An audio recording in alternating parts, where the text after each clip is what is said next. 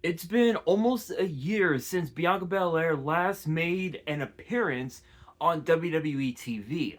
The last time was at last year's WrestleMania when she, Rhea Ripley, and Io Sky battled it out for the Women's World Championship, which was a banger to say the very least. We found out that Bianca Belair suffered a broken knuckle in one of her fingers and was going to be put on the shelf for quite some time. The last time she made an appearance in general was last year at Evolution was last year at Evolution, where Bianca Belair became the special guest referee for a banger of a match between Jade Cargill and Naomi, which ultimately ended with Naomi cashing in Money in the Bank to win the women's world title. Now, recent posts from Bianca Belair have surfaced and has given a thorough update on what's going on. Let's talk about it. As Trick Williams would always say, let's talk about it.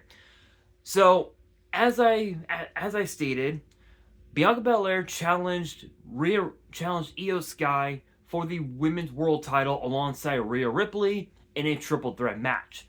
That match kicked off night 2 of WrestleMania of WrestleMania 41 last year, where it became such an instant classic that it put the main event of night 2 to shame. No offense to Cody Rhodes and John Cena. Bianca Belair had missed out on WWE TV for several months, leading into Evolution, where she became the special guest referee, as I stated before, for the Jade Cargill Naomi match, which became a street fight or no holds barred. I think it was no holds barred. I actually have the book here with me. I have that match on the card.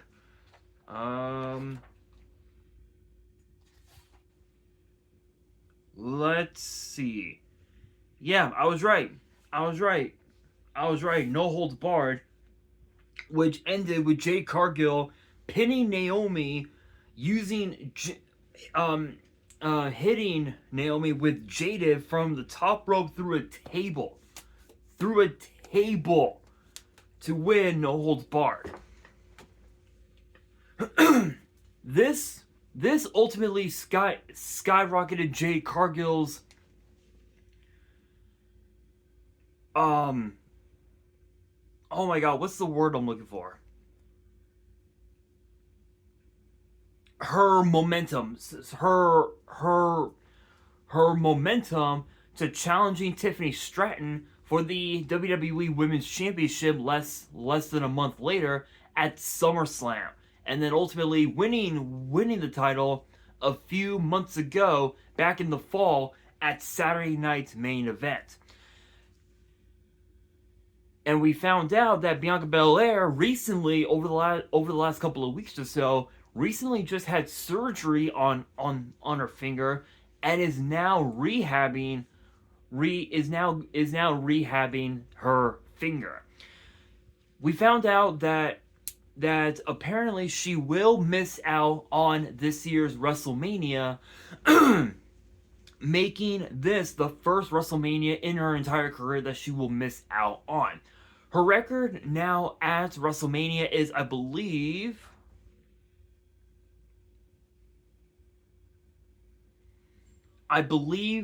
4-2. I believe she's now 4-2 at WrestleMania. Her first loss came about at WrestleMania 38 in the first ever WrestleMania Women's Battle Royal, which ultimately got scrapped for God knows what the fuck. And then her very first WrestleMania win came about at WrestleMania 37 when she when she and Sasha Banks became the first two black women to main event WrestleMania, which was history on its own. And she became SmackDown Women's Champion. Her second win came about 1 year later against Becky Lynch for the Raw Women's Championship.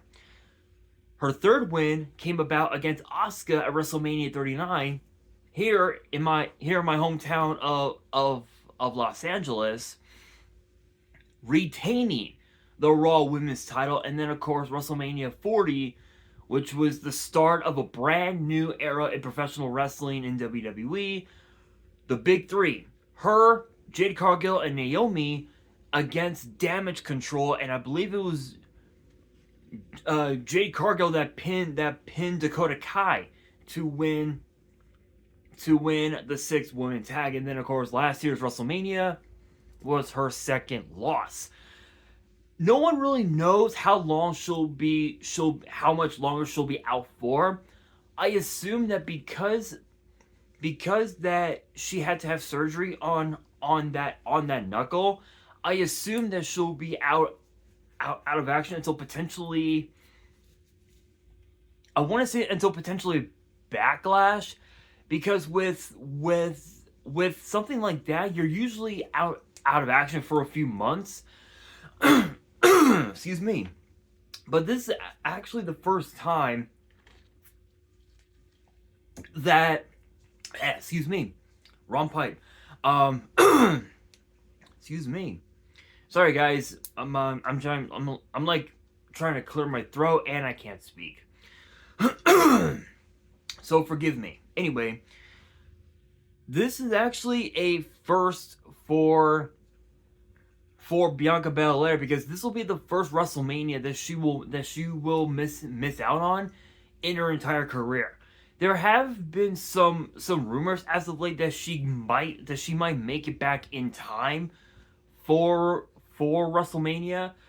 But even if that was the case, right? Even if she did make it back in time for WrestleMania, there's no guarantee that she'll have a match on the grand stage. Hypothetically speaking, if Liv Morgan chooses Stephanie Vaquer, excuse me, and let's say for example, Tiffany Stratton wins the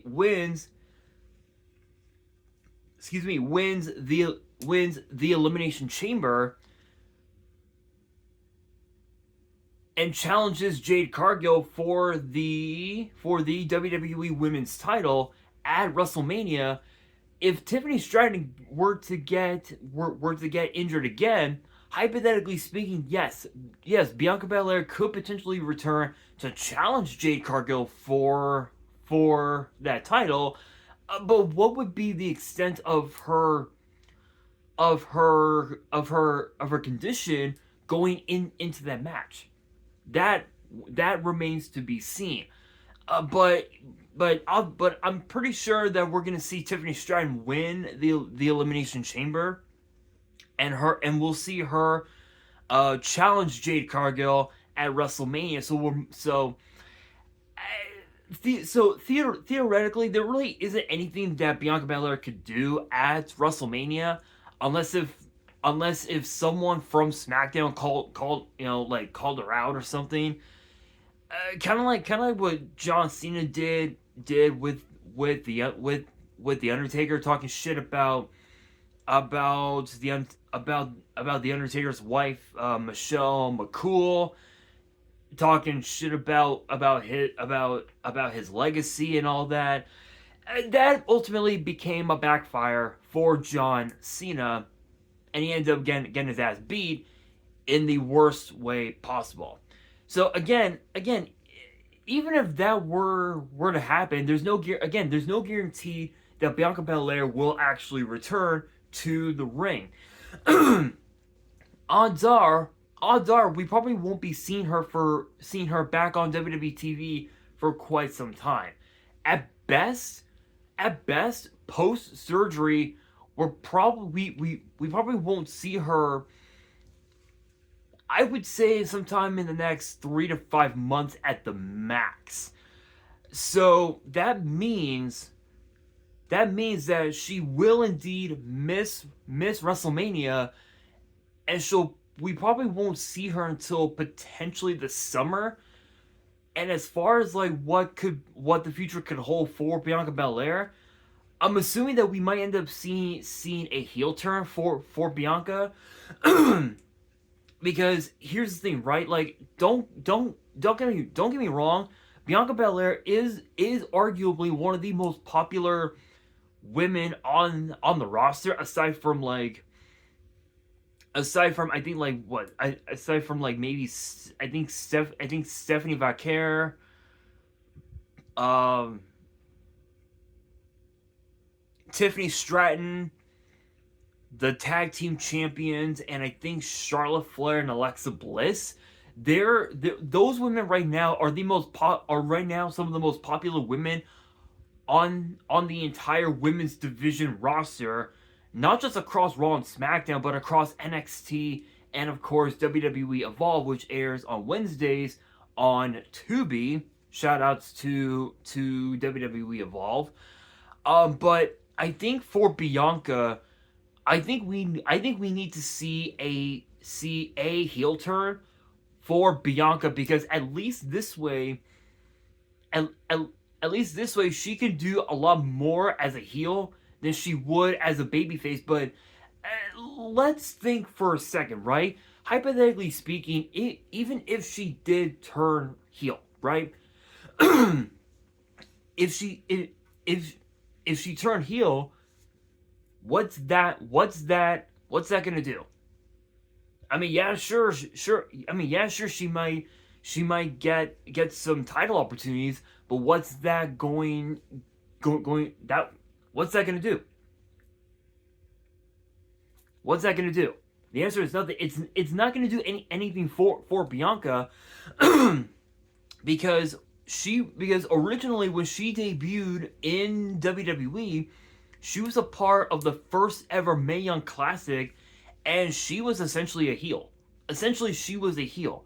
When she got called to NXT, she became a heel, but she became one of the most popular heels in NXT.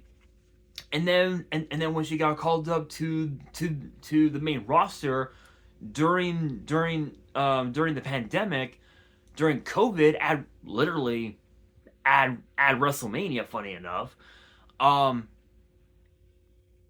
she ultimately became a babyface, and she's won literally all of her championships that she had won. She did it as a babyface. Tag, tag team gold, Royal Rumble, singles gold, every championship and accolade that she's won, she did it as a babyface. So if she were to turn heel now, what does that do for her? Does that mean that she'll have a lengthier reign as a champion, as a heel? Or would this be a setback for her career? Honestly, me personally, I think it would be a setback, because even if she turned heel, it would just backfire on her completely, like it did with Becky Lynch when she attempted to turn heel the first time. It ultimately backfired, and she became the man. Literally, that was how the man started. How Becky Two Belts came about for Becky. It was because of the fact that her heel run backfired. So I have no doubt in my mind that, again, if Bianca Belair turned heel, it wouldn't do anything. I think she's better off as a babyface, and I think it's only a matter of time before we see Bianca Belair win championship gold again. But it's a matter of when she returns, or rather, if she returns to the ring at all. Only time will tell, though, because there's still a lot to consider. But I think her missing out on WrestleMania is actually a good thing, because right now Liv Morgan is dealing with Stephanie Vaquer, and Jade Cargill is still trying to figure out who Liv Morgan is going to choose, and how Liv Morgan's decision will impact WrestleMania. Because let's be real here. Let's be real. Liv Morgan, she may have won the Royal Rumble, but she's not going to main event WrestleMania. Let's just be real on that. Because we know that the main event of night 2 is most likely going to be the World Heavyweight Championship, because that right there is money on its own. That is a money-making match that will bring millions of fans to show up to watch WrestleMania, 100%. As far as the main event of night 1, it will most likely be the WWE title, and that is saying a lot, considering that this will be the first time that Drew McIntyre will be going into WrestleMania as world champion. Never in his entire career has he ever done that before. This will be the first for the Scottish Warrior, and who knows? I mean, we might end up seeing Cody win the Elimination Chamber. Then again, maybe it could be Randy Orton. Only time will tell. But going back to Bianca, because that there are so many storylines going on in the women's division, I think having Bianca take a step back away from the WrestleMania picture is definitely the right call. But we'll have to wait and see, like, what direction Bianca Belair will take when she returns. Whether she'll turn babyface or heel remains to be seen. But with that being said, that'll do it for today's video. Hopefully you guys enjoyed. If you did, make sure you guys smash that thumbs up button. If you guys are new to the channel and you guys want more WWE topic videos in the future, then be sure to subscribe to the channel, turn on the notification bell, and as always, make sure you guys are following me on all of my social media. All of my @s will be in the description below, as will the info to my fan mail. It will also be in the description as well. And on that, this is your boy Nash, signing out.